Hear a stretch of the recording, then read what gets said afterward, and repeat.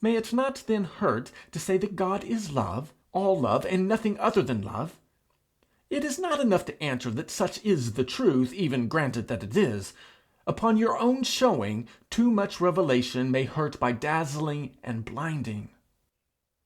There is a great difference between a mystery of God that no man understands, and a mystery of God laid hold of, let it be but by one single man. The latter is already a revelation, and, passing through that man's mind, will be so presented, it may be so feebly presented, that it will not hurt his fellows. Let God conceal as he will, although I believe he is ever destroying concealment, ever giving all that he can, all that men can receive at his hands, that he does not want to conceal anything, but to reveal everything. The light which any man has received is not to be put under a bushel. It is for him and his fellows. In sowing the seed, he will not withhold his hand because there are thorns and stony places and waysides.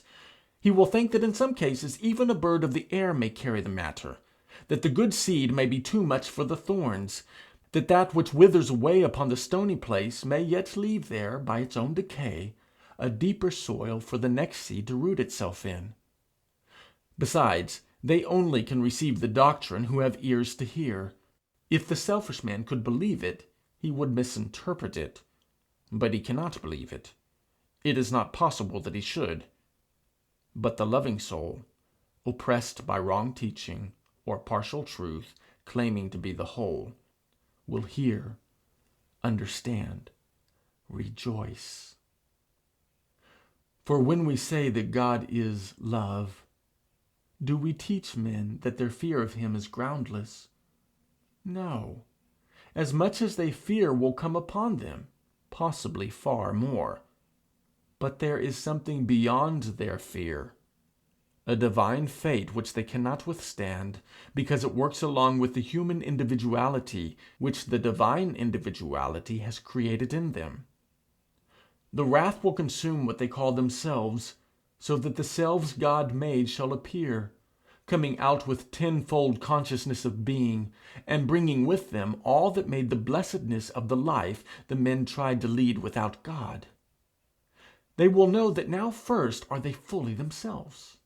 The avaricious, weary, selfish, suspicious old man shall have passed away. The young, ever young self will remain. That which they thought themselves shall have vanished. That which they felt themselves, though they misjudged their own feelings, shall remain. Remain glorified in repentant hope. For that which cannot be shaken shall remain. That which is immortal in God shall remain in man. The death that is in them shall be consumed. It is the law of nature, that is, the law of God, that all that is destructible shall be destroyed. When that which is immortal buries itself in the destructible, when it receives all the messages from without, through the surrounding region of decadence, and none from within, from the eternal doors, it cannot, though immortal still, know its own immortality. The destructible must be burned out of it, or begin to be burned out of it, before it can partake of eternal life. When that is all burnt away and gone, then it has eternal life. Or rather, when the fire of the eternal life has possessed a man, then the destructible is gone utterly, and he is pure. Many a man's work must be burned, that by that very burning he may be saved, so as by fire. Away in smoke go the lordships, the rabbihoods of the world, and the man who acquiesces in the burning is saved by the fire, for it has destroyed the destructible, which is the vantage point of the deathly, which would destroy both body and soul in hell.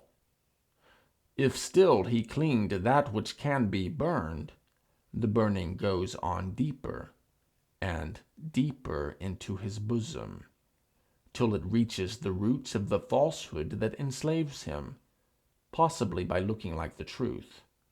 The man who loves God and is not yet pure courts the burning of God. Nor is it always torture.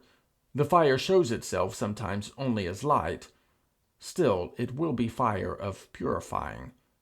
The consuming fire is just the original, the active form of purity, that which makes pure, that which is indeed love, the creative energy of God.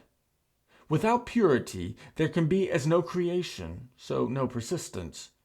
That which is not pure is corruptible, and corruption cannot inherit incorruption. The man whose deeds are evil fears the burning, but the burning will not come the less that he fears it or denies it. Escape is hopeless, for love is inexorable.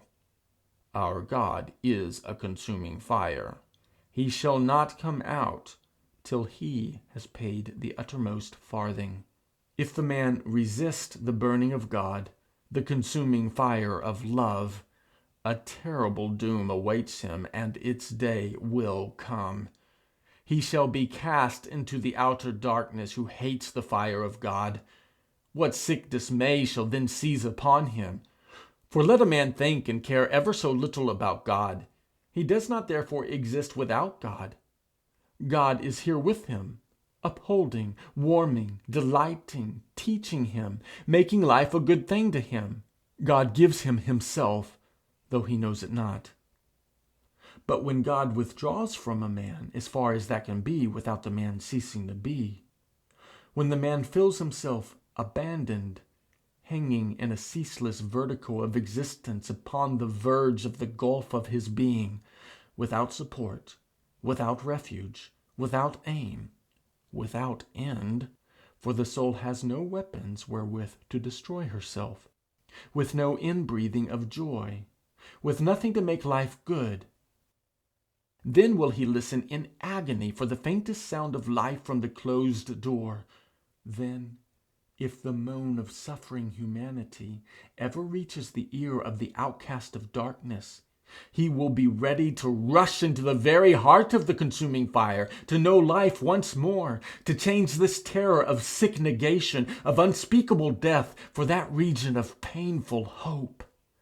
Imagination cannot mislead us into too much horror of being without God, that one living death. Is not this to be worse than worst of those that lawless and uncertain thoughts imagine howling?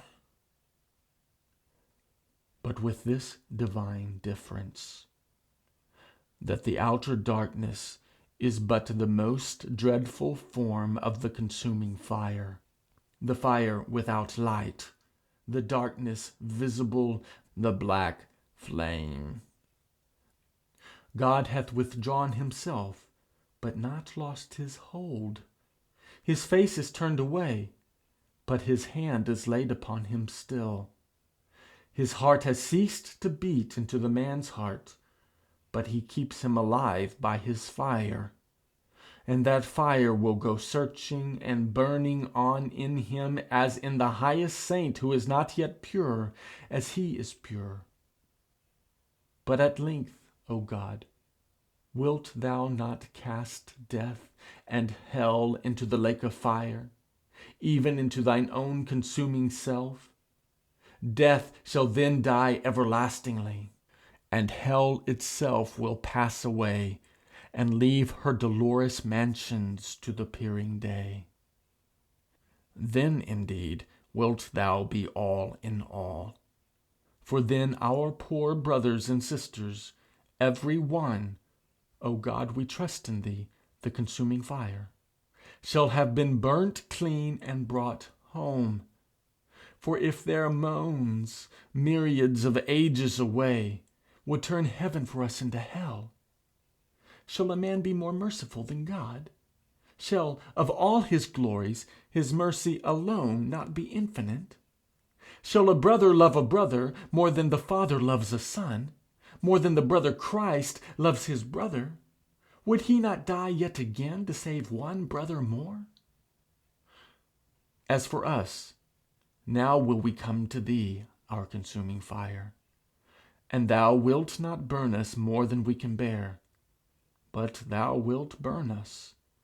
And although thou seem to slay us, Yet will we trust in thee even for that which thou hast not spoken, if by any means at length we may attain unto the blessedness of those who have not seen and yet believed.